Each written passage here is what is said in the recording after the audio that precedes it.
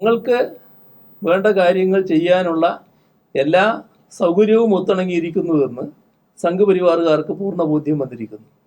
അതിൻ്റെ ബലത്തിൽ കൂടിയാണ് ഇതുപോലൊരു ചോദ്യം കുട്ടികളോട് ചോദിക്കുന്ന സ്ഥിതി വന്നിട്ടുള്ളത്.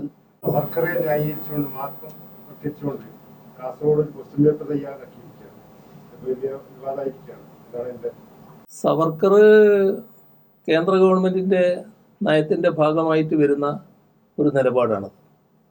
അതിൽ സവർക്കറെ എല്ലാ തരത്തിലും മഹത്വവൽക്കരിക്കാനുള്ള നീക്കങ്ങളാണ് കേന്ദ്ര ഗവൺമെൻറ് നടത്തുന്നത്. അത് RSSൻ്റെ അജണ്ടയുടെ ഭാഗമായിട്ടുള്ളതാണ്.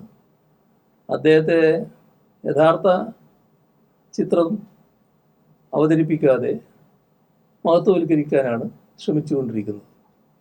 നമ്മുടെ രാജ്യത്തിനറിയാവുന്ന കാര്യം, സ്വാതന്ത്ര്യ സമരത്തിൻ്റെ ആ സുപ്രധാന ഘട്ടത്തിൽ അതിൻ്റെ ഭാഗമായി ഉറച്ചു നിൽക്കാതെ മാപ്പെഴുതി കൊടുത്ത് ബ്രിട്ടീഷുകാരുടെ പാദസേവകനായിട്ട് മാറുക എന്ന് പറയുന്നത് സ്വാഭാവികമായി സ്വാതന്ത്ര്യ സമരത്തെ വഞ്ചിക്കലാണ്.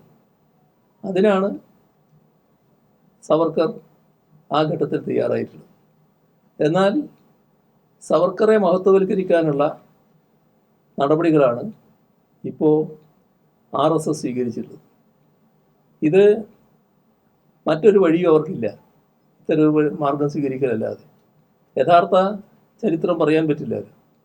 യഥാർത്ഥ ചരിത്രം പറയുമ്പോൾ RSS സ്വാതന്ത്ര്യ സമരത്തെ തള്ളിപ്പറഞ്ഞതിനെ കാണേണ്ടി വരുമല്ലോ.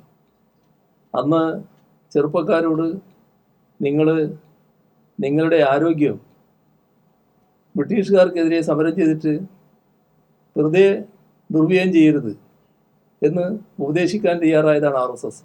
അത്തരമൊരു സമീപനം കേന്ദ്ര ഗവൺമെൻറ് സ്വീകരിക്കുമ്പോൾ ആ കേന്ദ്ര ഗവൺമെൻറ്റിൻ്റെ പുത്തൻ വിദ്യാഭ്യാസ നയം, ആ നയം നമ്മുടെ കേരളത്തിൽ നടപ്പാക്കാതിരിക്കുകയായിരുന്നു. അത് നടപ്പാക്കുന്നതിലെ നടപടിയാണ് ഇപ്പോഴത്തെ ഗവൺമെൻറ് സ്വീകരിച്ചു വരുന്നത്, UDF ഗവൺമെൻറ് സ്വീകരിച്ചു വരുന്നത്. അപ്പോൾ അതിൻ്റെ ഭാഗമായിട്ട് കൂടി ഇതിനെ കാണണം. അപ്പോൾ തങ്ങൾക്ക് വേണ്ട കാര്യങ്ങൾ ചെയ്യാനുള്ള എല്ലാ സൗകര്യവും ഒത്തിണങ്ങിയിരിക്കുന്നുവെന്ന് സംഘപരിവാറുകാർക്ക് പൂർണ്ണ ബോധ്യം വന്നിരിക്കുന്നു. അതിൻ്റെ ബലത്തിൽ കൂടിയാണ് ഇതുപോലൊരു ചോദ്യം കുട്ടികളോട് ചോദിക്കുന്ന സ്ഥിതി വന്നിട്ടുള്ളത്. സവർക്കറെ മഹത്വവൽക്കരിക്കുന്ന നിലയുണ്ടായിട്ടുള്ളത്.